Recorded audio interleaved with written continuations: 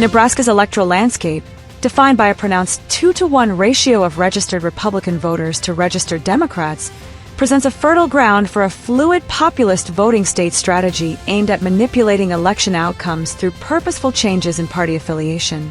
With approximately 48% of the state's 1.24 million registered voters, or about 590,000, identifying as Republicans and 28% as Democrats, totaling around 350,000, alongside a 24% nonpartisan or third-party segment of roughly 300,000, the state's conservative majority offers a strategic advantage.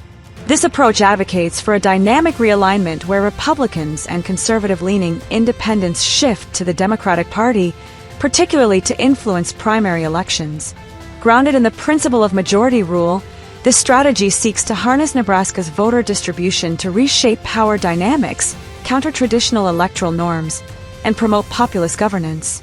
This article explores the strategy's implementation across diverse scenarios, detailing its potential to alter primaries and general elections, and its adaptability to various electoral contexts and cycles. Strategic foundation: fluid party affiliation for electoral control. The fluid populist voting state strategy centers on the strategic relocation of voters, primarily Republicans and conservative-leaning independents, from their existing affiliations to the Democratic Party to manipulate primary outcomes. Nebraska's closed primary system, limiting participation to registered party members and requiring affiliation changes before the third Friday prior to the primary, necessitates precise timing. The 2-to-1 Republican advantage, evident across all 93 counties where Republicans consistently hold a majority with percentages typically ranging from 62% to 64%, and Democrats from 36% to 38%, provides a substantial voter pool for redeployment. The strategy proposes shifting a significant portion of this base, potentially a quarter to a third of the combined 770,000 Republicans and conservative independents, to the Democratic side, targeting control ranging from a slim majority to a decisive 60% in Democratic primaries. This shift enables a range of tactical maneuvers. One approach involves fragmenting the Democratic vote among leading candidates, diluting support to elevate a weaker or more liberal nominee with reduced general election appeal. Another tactic seeks to flood the Democratic primary with enough switched voters to elect a populist or conservative-leaning candidate, effectively placing a sympathetic figure on the Democratic ticket. A third option blends these methods, introducing additional, less viable candidates to further divide the vote. The general election's open format, accessible to all registered voters regardless of affiliation, allows flexibility, potentially drawing remaining Democrats to support an infiltrated candidate if it aligns with their strategic interests against a traditional opponent. Scenario exploration, tailoring the strategy to electoral contexts. The strategy unfolds differently across Nebraska's diverse electoral map. In rural counties with smaller Democratic voter pools, where Republicans often outnumber Democrats by 2-to-1 or greater, relocating a modest percentage of conservative voters could secure a majority, paving the way for a populist nominee. In contrast, urban counties with higher Democratic registration, up to 37% in areas like Douglas and Lancaster, demand a larger influx, potentially a fifth to a quarter of the Republican pool, to achieve comparable control. This could yield a general election featuring a populist Democrat against a traditional candidate, or, in an ideal scenario, two populist contenders if the infiltration fully succeeds. A counter-dynamic arises if the opposing party retaliates by switching to the Republican primary, aiming to split the Republican vote or weaken its nominee. This reciprocal movement could balance the number of switchers, but the Republican advantage, augmented by conservative independents, permits a calculated overmatch. By strategically allocating voters, the majority party could maintain dominance, ensuring a populist candidate emerges victorious. The quasi-covert execution of this plan, coordinated through internal networks, avoids public scrutiny while leveraging grassroots support to shape outcomes. Implementation mechanics, coordination, and voter dynamics. Implementing this strategy requires a centralized network of statisticians within the majority party, supported by county-level analysts, to track affiliation shifts and calculate the voter movements needed to achieve desired results. These experts would assess the Democratic voter base, approximately 350,000 statewide, and determine the percentage requiring relocation, adjusting for potential counter-strategies by the opposition. Timing is critical, with affiliation changes executed before the April deadline, monitored to optimize impact.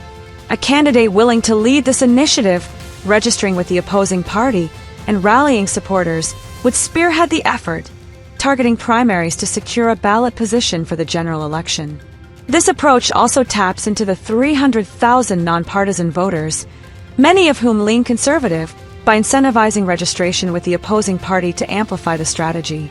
Voter registration drives, embedded in community outreach, aim to register a significant number, boosting turnout and enhancing the plan's effectiveness. The quasi-covert nature, while not publicly declared, permeates through populist channels, ensuring discreet yet impactful execution. Strategic adaptations, countermoves, and long-term vision. The strategy anticipates countermoves, where the opposing party might switch to the majority party's primary to manipulate its vote, aiming to elevate a weaker or more liberal candidate. This bidirectional shifting could balance the number of switchers, but the majority's numerical edge, supported by a quarter of the nonpartisan base, allows for a strategic tilt. By carefully calculating voter movements, the majority could maintain control, blocking most opposing candidates except in districts with concentrated opposition strength. Long-term, this strategy envisions a fluid populist state where voter affiliations are dynamically adjusted across cycles. In smaller counties, a modest number of switchers could tip the balance. In larger urban areas, a substantial number targets broader impact. This ongoing adaptation, coordinated through a network of statisticians, aims to establish a populist dominance, reshaping Nebraska's electoral fabric. The approach's feasibility hinges on precise execution, leveraging the state's conservative majority to secure a future where populist governance prevails. Conclusion: a new era through fluid voting tactics. The fluid populist voting state strategy offers a transformative approach to Nebraska's elections, harnessing the state's 2-to-1 Republican advantage and 24% nonpartisan pool to manipulate primaries and influence general election outcomes. By shifting a significant portion of the 770,000 conservative-leaning voters to the Democratic side, this strategy can split votes to weaken opponents, elect populist candidates, or install majority-aligned figures on opposing tickets, creating two populist matchups. Its success varies by scenario. A high success rate depends on mobilizing a large share of nonpartisans and executing a coordinated switch, potentially achieving dominance in key races. A moderate success rate relies on moderate voter shifts, impacting select contests, while a lower rate anticipates minimal movement, affecting only local outcomes. Feasibility ranges from 40% to 50%, influenced by coordination challenges, opposition counter-strategies, and voter willingness to switch. The state's low typical turnout offers an opportunity, but resistance from entrenched interests and the need for precise timing before the April deadline pose hurdles. Best-case scenarios envision a 60 to 70% success with widespread participation and strategic infiltration, overwhelming opponents statewide. Moderate scenarios at 50% hinge on targeted efforts in urban counties, while 30 to 40% success in rural areas depends on limited but focused shifts. Long-term, this strategy could evolve into a permanent populist framework, adaptable to future cycles, countering alleged opposition manipulation like mail-in voting irregularities. This dynamic approach empowers Nebraska's conservative majority, ensuring a political culture aligned with populist values.